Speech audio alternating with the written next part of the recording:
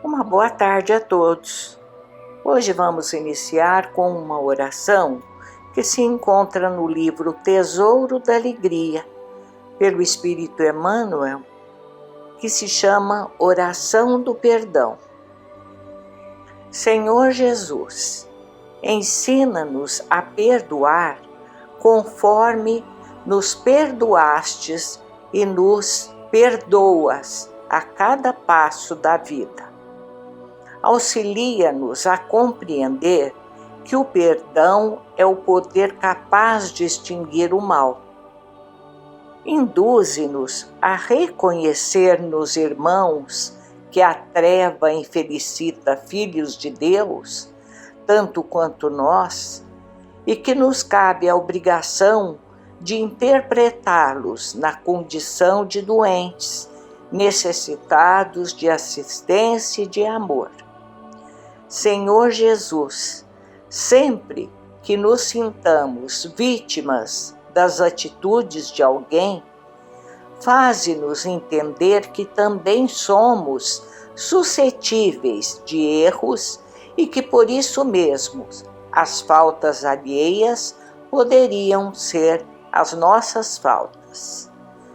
Senhor, sabemos o que seja o perdão das ofensas, mas compadece-te de nós e ensina-nos a praticá-lo. Assim seja. O tema que nós escolhemos para hoje é do Evangelho segundo o Espiritismo, capítulo 10, Bem-aventurados os misericordiosos, reconciliar-se com os adversários. Em nossos relacionamentos, diante das diferenças normais que nos caracterizam a rota evolutiva, é natural que em muitas questões e situações nos encontremos em lados opostos.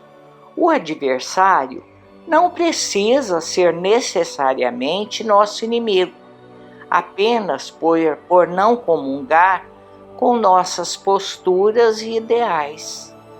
Constatamos, infelizmente, ainda muita violência, truculência, muita falta de respeito e cuidado, mesmo aqueles que se consideram civilizados, e mesmo entre irmãos, amigos e familiares, quando não identificados nas mesmas ideologias ou formas de conduta no convívio social. Temos, naturalmente, todo o direito de expressar e lutar pelos nossos ideais, pelos nossos pontos de vista, sem que isso represente ou justifique ações impositivas, desrespeitosas, agressivas, intolerantes com quem quer que seja.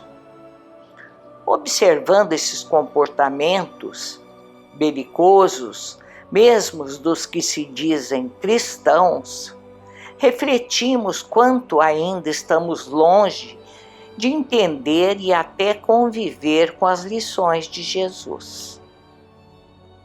A mensagem cristã autêntica nunca foi conivente com o crime, com o mal, com as mazelas que comparecem hoje e em todo o passado humano. O Mestre sempre combateu as trevas, espargindo a luz, combateu a violência pregando a paz, a intolerância com a indulgência, o inconformismo com a compreensão, os queixumes com a resignação e a fé, a vingança com o perdão, o egoísmo com a caridade, o ócio com o trabalho, o orgulho com a humildade, o ódio com o amor. Não apenas falou, viveu, demonstrou e praticou o que ensinava. Vemos nos dizeres de Mateus, no capítulo 5, versículos de 43 a 48, o seguinte: amarás a teu próximo e odiarás o teu inimigo. Eu, porém, vos digo: amai os vossos inimigos e orai pelos que vos perseguem, para que vos torneis filhos de vosso Pai, que está nos céus, já que o seu sol desponta sobre maus e bons, e cai a chuva sobre justos e injustos. Pois se amais aos que vos amam, que recompensa tendes? Não fazem o mesmo os publicanos? E se saudais somente os vossos irmãos, que fazeis de extraordinário? Não fazem também os gentios o mesmo? Portanto, sede vós perfeitos, como é perfeito vosso Pai Celestial. Allan Kardec, na Codificação Espírita, retoma essa passagem de Jesus em capítulo especial e comenta esse imperativo do Cristo e interpreta de modo atualíssimo e necessário às nossas reflexões e aos nossos atos mais alinhados com o pensamento de Jesus. Amar os inimigos não é, portanto, ter-lhes uma afeição que não está na natureza, visto que o contato com o inimigo nos faz bater o coração de modo muito diverso do que se bater ao contato de um amigo. Amar aos inimigos é não lhes guardar ódio, nem rancor, nem desejos de vingança. É perdoar, sem pensamento oculto e sem condições, o mal que nos causem. É não opor nenhum obstáculo à reconciliação com eles. É desejar-lhes o bem e não o mal. É experimentar alegria em vez de pesar com o bem que lhes advenha. É socorrê-los, apresentando-se ocasião. É abster-se, quer por palavra, quer por ato, de tudo que possa prejudicar. É, finalmente, retribuir-lhes sempre o mal com o bem, sem a intenção de os humilhar. Quem assim procede, preenche as condições do mandamento: amai aos vossos inimigos. Por muito amar, Jesus enxergou e enxerga muito além da situação transitória em que nos envolvemos, nos círculos de ação probatória e expiatória. Viu e vê nos violentos, nos desonestos, nos ladrões, nos odientos, nos malvados, doentes graves da alma, passíveis de cura e soerguimento, acenando que a vida plena e imortal, dentro dos princípios imutáveis da lei de Deus, sempre os reconduzirá aos cenários e às pessoas com as quais estabeleceram vínculos negativos, para proceder em tempo oportuno, entre dificuldades e sofrimentos, as devidas e imprescindíveis reparações, as quais a lei divina opera com justiça inseparável da misericórdia. Nossas armas, como cristãos, devem ser outras diante dos adversários. Ciente que somos de que toda maldade reside ainda na nossa própria intimidade, nos mais diversos graus de perniciosidade, combaterá, tal como um médico sábio, a doença, preservando o doente, prescrevendo tratamentos que fortaleçam os potenciais de saúde do paciente, tendo em vista sua plena reabilitação. Portanto, oremos mais, vigiemos mais, façamos mais silêncio quando as nossas nascentes afetivas emergirem o fel da discórdia, da intolerância e da incompreensão destrutivas. Trabalhemos mais em regime de confiança, de entrega ao serviço de construção de um mundo realmente mais justo, pacífico, mais humano. Ante o adversário que se apresenta, demandando-nos, apresentemos a ele os nossos recursos e esforços para um atendimento fraterno e cristão. Ainda que ele não nos entenda e que resolva continuar a nos prejudicar, façamos de nossa conduta reta e inspirada em Jesus Cristo a nossa defesa. Não nos esqueçamos de que, antes de nos convertermos em adversários uns dos outros, somos todos filhos do mesmo Pai, agraciados pelo seu infinito e incondicional amor. Que a caridade norteie nossos mínimos pensamentos, palavras, gestos, nesta hora mais escura da noite dos tempos de transição. Horas difíceis e inevitáveis, mas que antecedem a uma nova alvorada para todos aqueles que perseverarem com o Cristo no bem.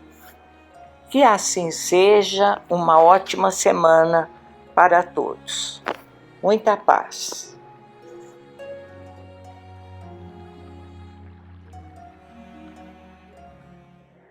Boas noites. Muito bem. Vamos do Evangelho segundo o Espiritismo, capítulo 12, né? Amai os vossos inimigos. Então, pagar o mal com o bem. Tendes ouvido o que foi dito: amarás ao teu próximo e aborrecerás ao teu inimigo. Mas eu vos digo: amai os vossos inimigos, fazei o bem ao que vos odeia, e orai pelos que vos perseguem e caluniam, para serdes filhos de vosso Pai, que estás nos céus, o qual faz nascer o seu sol sobre bons e maus, e vir chuva sobre justos e injustos. Porque se não amardes, senão aos que vos amam, que recompensa haveis de ter? Não fazem os publicanos também assim? E se saudardes somente aos vossos irmãos, que fazeis nisso de especial? Não fazem também assim os gentios?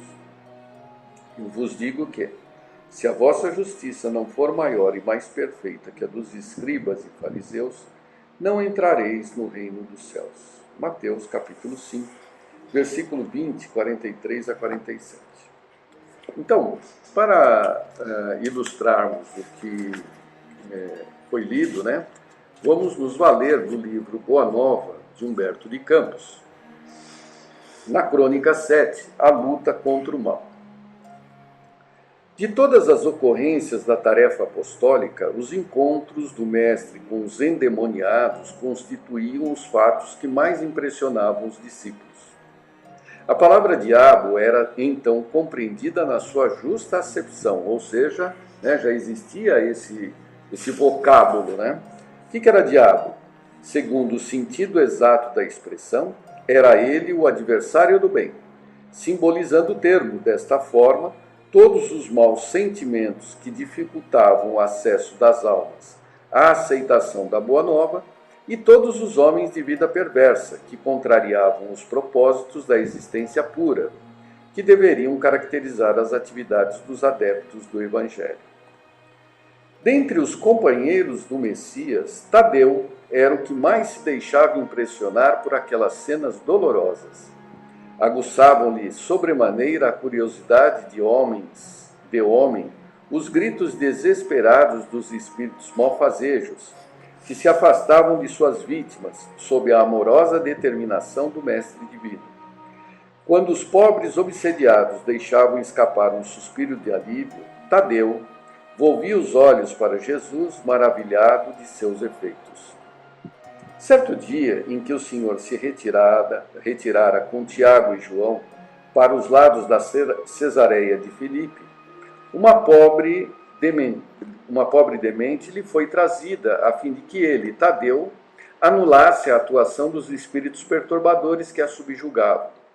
Entretanto, apesar de todos os esforços de sua boa vontade, Tadeu não conseguiu modificar a situação. Somente no dia imediato ao anoitecer, na presença confortadora do Messias, foi possível à infeliz dementada recuperar o senso de si mesma. Observado o fato, Tadeu caiu em sério e profundo cismar. Por que razão o mestre não lhe transmitia automaticamente o poder de expulsar os demônios malfazejos para que pudessem dominar os adversários da causa divina? Se era tão fácil a Jesus a cura integral dos endemoniados, por que motivo não provocava a ele de vez a aproximação geral de todos os inimigos da luz, a fim de que, pela sua autoridade, fossem definitivamente convertidos ao reino de Deus? Com o cérebro torturado por graves cogitações e sonhando possibilidades maravilhosas para que cessassem todos os combates entre os ensinamentos do Evangelho e os seus inimigos, o discípulo inquieto procurou avistar-se particularmente com o Senhor, de modo a expor-lhe com humildade suas ideias íntimas. Então destaca-se aqui, a existência, desde que o homem é homem, da mediunidade. Os endemoniados nada mais são do que as vítimas dos processos obsessivos, sendo algo muito comum ao longo de toda a humanidade, de toda a história da humanidade. E com um elemento agravante que era a única possibilidade imediata de solução era a aplicação do Evangelho na sua pureza de doutrinação. Hoje nós temos as sessões espíritas, a partir de Kardec nós temos as sessões espíritas que são catalisadores desse esclarecimento. Eles aceleram o esclarecimento, coisa que surgiu há pouco mais de 150 anos. As obsessões anteriormente elas eram resolvidas através, basicamente, dos processos reencarnatórios. Numa noite tranquila, depois de lhe escutar as ponderações, perguntou-lhe Jesus em tom austero: Tadeu, qual o principal objetivo das atividades de tua vida? Como se recebesse uma centelha de inspiração superior, respondeu o discípulo com sinceridade: Mestre, estou procurando realizar o reino de Deus no coração. Se procura semelhante realidade, por que a reclamas no adversário em primeiro lugar? Seria justo esqueceres as tuas próprias necessidades nesse sentido? Se buscamos atingir o infinito da sabedoria e do amor em nosso Pai, indispensável se faz reconheçamos que todos somos irmãos do mesmo caminho. Senhor, os espíritos do mal são também nossos irmãos? Inquiriu admirado o apóstolo. Toda a criação é de Deus. Os que vestem a túnica do mal envergarão um dia a da redenção pelo bem. Acaso poderias duvidar disso? O discípulo do Evangelho não combate propriamente o seu irmão, como Deus nunca entra em luta com seus filhos. Aquele apenas combate toda a manifestação de ignorância, como o pai que trabalha incessantemente pela vitória do seu amor junto da humanidade inteira. Isso é muito importante, separarmos a pessoa das ações da pessoa. Uma coisa são as suas atitudes, outra coisa é a pessoa. Então, se analisarmos, não temos nada de pessoal contra ninguém, não existe essa questão. Eu não gosto dele pessoalmente. Não, o que eu posso não gostar ou não concordar é com as atitudes dele. E se entendo que essas atitudes são pautadas na ignorância, eu vou combater as ideias e não combater as pessoas. Mas não seria justo, ajuntou o discípulo com certa convicção, convocarmos todos os gênios malfazejos para que se convertessem à verdade dos céus? O mestre, sem se surpreender com essa observação, disse: por que motivo não procede Deus assim? Porventura teríamos nós uma substância de amor mais sublime e mais forte que a do coração paternal? Tadeu, jamais ouvidemos e esquecemos o bom combate. Se alguém te convoca ao labor ingrato da má semente, não desdenhes a boa luta pela vitória do bem, encarando qualquer posição difícil como ensejo sagrado para revelares a tua fidelidade a Deus. Abraça sempre o teu irmão. Se o adversário do reino te provoca ao esclarecimento de toda a verdade, não desprezes a hora de trabalhar pela vitória da luz, mas segue o teu caminho no mundo, atento aos próprios deveres, pois não nos consta que Deus abandonasse as suas atividades divinas para impor a renovação moral dos filhos ingratos que se rebelaram na sua casa.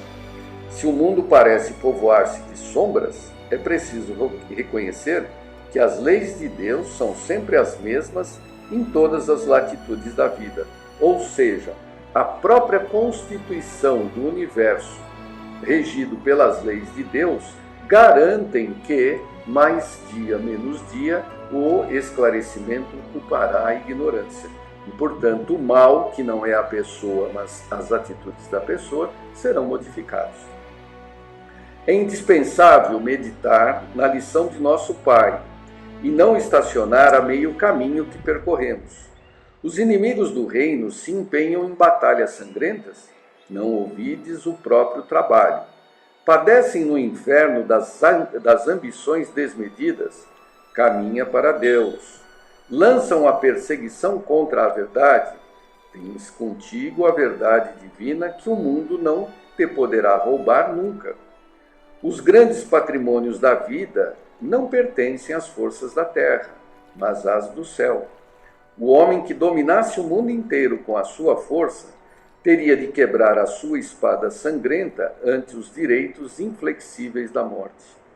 E além desta vida, ninguém te perguntará pelas obrigações que tocam a Deus, mas unicamente pelo mundo interior que te pertence a ti mesmo, sob as vistas amoráveis de nosso Pai. Ou seja, todas as realizações no mundo ficam no mundo. As únicas que predominam são as realizações íntimas, pessoais e silenciosas que cada um faz. Que diríamos de um rei justo e sábio que perguntasse a um só de seus súditos pela justiça e pela sabedoria do reino inteiro? Entretanto, é natural que o súdito seja inquirido acerca dos trabalhos que lhe foram confiados no plano geral, sendo também justo que se lhe pergunte pelo que foi feito de seus pais, de sua companheira, de seus filhos e irmãos. Andas assim tão esquecido desses problemas fáceis e singelos?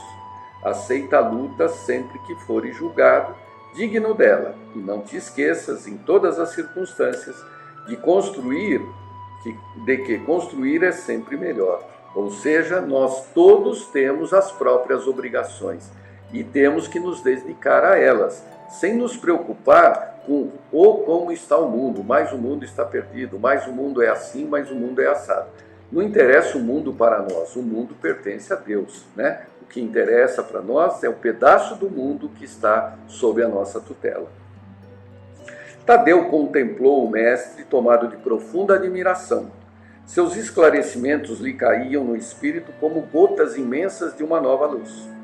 Senhor, disse ele, vossos raciocínios me iluminam o coração, mas terei errado externando meus sentimentos de piedade pelos espíritos malfazejos? Não devemos então convocá-los ao bom caminho? Toda intenção excelente, redarguiu Jesus, será levada em justa conta no céu, mas precisamos compreender que não se deve tentar a Deus. Tenho aceitado a luta como o Pai me a envia, e tenho esclarecido que a cada dia basta o seu trabalho. Nunca reuni o colégio dos meus companheiros para provocar as manifestações dos que se comprazem na treva. Reuni-os em todas as circunstâncias e oportunidades, suplicando para que o nosso esforço à inspiração sagrada do Todo-Poderoso. O adversário é sempre um necessitado que comparece ao banquete das nossas alegrias, e por isso, embora não o tenha convocado, convidando somente os aflitos, os simples e os de boa vontade, nunca lhe fechei as portas do coração, encarando a sua vinda como uma oportunidade de trabalho que Deus nos julga dignos. O apóstolo humilde, saciado em sua fome de conhecimento, porém, acrescentou, preocupado com a impossibilidade que se via de atender eficazmente a vítima que o procurava. Senhor, vossas palavras são sempre sábias. Entretanto, de que necessitarei para afastar as entidades da sombra quando o seu império se estabeleça nas almas? Voltamos assim ao início das nossas explicações, retrucou Jesus. Pois, para isso, necessitas da edificação do reino no âmago do teu espírito, sendo este o objetivo de tua vida. Só a luz do amor divino é bastante forte para converter uma alma à verdade. Já viste algum contendor da terra convencer-se sinceramente tão só pela força das palavras do mundo? As dissertações filosóficas não constituem toda a realização. Elas podem ser um recurso fácil da indiferença ou uma túnica brilhante, acobertando penosas necessidades. O reino de Deus, porém, é a edificação divina da luz. E a luz ilumina, dispensando os longos discursos. Capacita-te de que ninguém pode dar ao outrem aquilo que ainda não possua no coração. Vai, trabalha sem cessar pela tua grande vitória. Zela por ti e ama teu próximo, sem olvidares que Deus cuida de todos. Ou seja, qualquer tipo de doutrinação, convencimento, em relação a qualquer pessoa, ao espírito, num processo desobsessivo, é pouco eficaz toda a lógica, o mecanismo racional, mas o que importa é o que a gente sente. E o que a gente sente é conquista íntima. Só isso nos dá autoridade moral para atingirmos o âmago daqueles sofredores. Tadeu guardou os esclarecimentos de Jesus para retirar da sua substância o mais elevado proveito no futuro. No dia seguinte, desejando destacar perante a comunidade dos seus seguidores a necessidade de cada qual se atirar ao esforço silencioso pela sua própria edificação evangélica, o Mestre esclareceu aos seus apóstolos singelos como se encontra dentro da narrativa de Lucas. Essa é a síntese de toda a lição. Quando o espírito imundo sai do homem, anda por lugares áridos, procurando e não o achando, diz: voltarei para a casa de onde saí. E ao chegar, ache-a varrida e adornada. Depois vai e leva mais 7 espíritos piores do que ele, que ali entram e habitam. E o último estado daquele homem fica sendo pior do que o primeiro.